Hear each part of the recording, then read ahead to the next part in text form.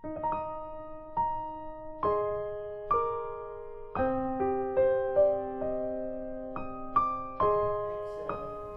Bapak Ibu Saudara, berjumpa lagi ya di akhir bulan ini dan marilah kita berdoa.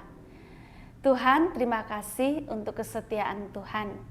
Dan kami akan baca dan firman-Mu, kami mohon firman-Mu mengajari kepada kami akan apa yang Tuhan inginkan.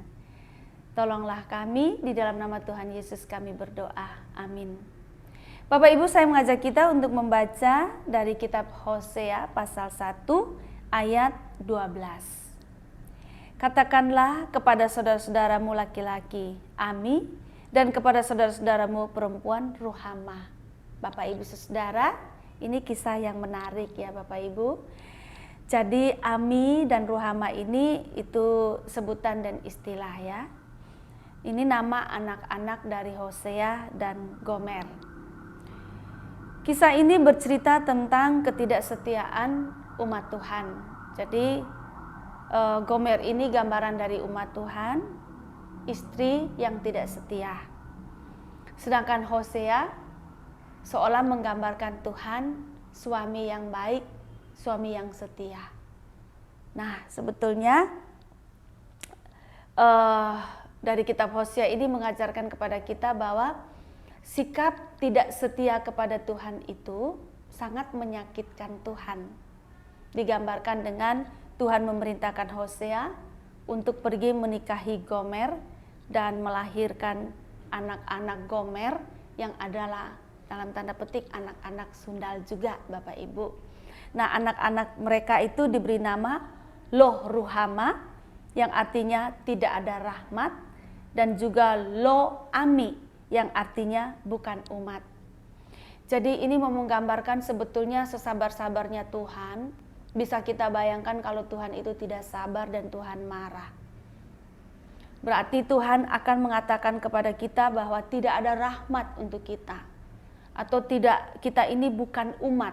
Lo Ami, bukan umatnya. Karena Tuhan saking marahnya kepada kita, karena kita tidak setia kepada Tuhan. Nah, sikap tidak setia kepada Tuhan itu bisa kita wujudkan dalam berbagai cara ya Bapak Ibu ya. Dan berbagai bentuk.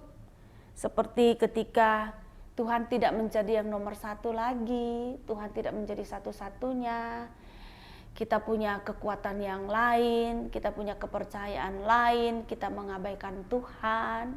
Begitu ada persoalan, bukan Tuhan yang pertama-tama kita datang, kita libatkan, kita ajak bicara, tapi Tuhan itu kesekian.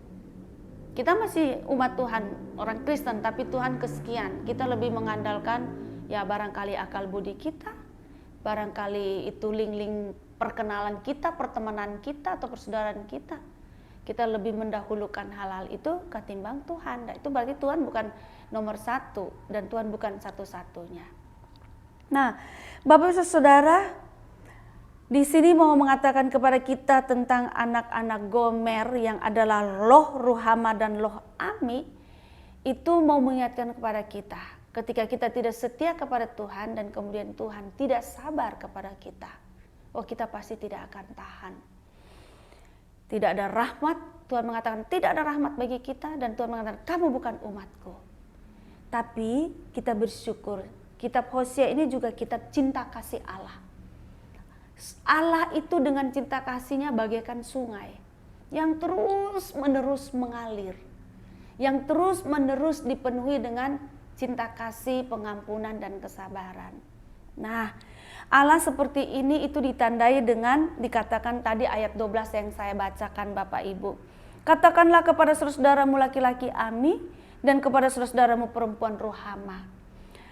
Ami itu berarti kamu adalah umatku. Sedangkan Ruhamah itu artinya ada rahmat. Jadi ada pemulihan. Karena cinta kasih sayang Tuhan yang mengalir itu Bapak Ibu Saudara, kesabaran Tuhan yang mengalir seperti sungai itu, nah itu memberikan hal-hal yang positif untuk kita umatnya. Bahwa sekalipun Tuhan itu marah, Tuhan itu terluka, tapi kasih sayang dan pengampunan dan kesabarannya juga terus mengalir. Nah, terhadap Tuhan seperti ini jangan pernah kita anggap remeh. Jangan pernah kita abaikan. Kita harus memperbaiki diri. Gomer harus memperbaiki diri. Umat harus memperbaiki diri terhadap Tuhan yang begitu baik. Istri, umat, yaitu Gomer ini harus memperbaiki diri karena suami sudah begitu baik. Karena Tuhan sudah begitu baik. Supaya kita kembali disebut ada rahmat dan kita adalah umatnya. Tuhan menolong kita semua. Amin. Tuhan, kalau Engkau menghitung-hitung kesalahan kami, siapakah yang dapat tahan di hadapan hadirat-Mu? Jikalau Engkau membalas dendam kepada kami, mau jadi apa hidup kami umat-Mu ini?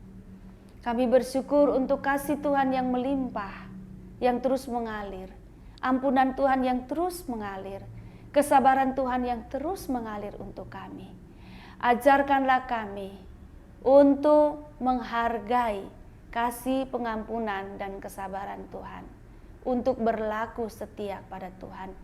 Menjadikan Tuhan satu-satunya. Dan senantiasa mengutamakan Tuhan di dalam hidup kami. Terima kasih, dalam nama Tuhan Yesus kami berdoa. Amin.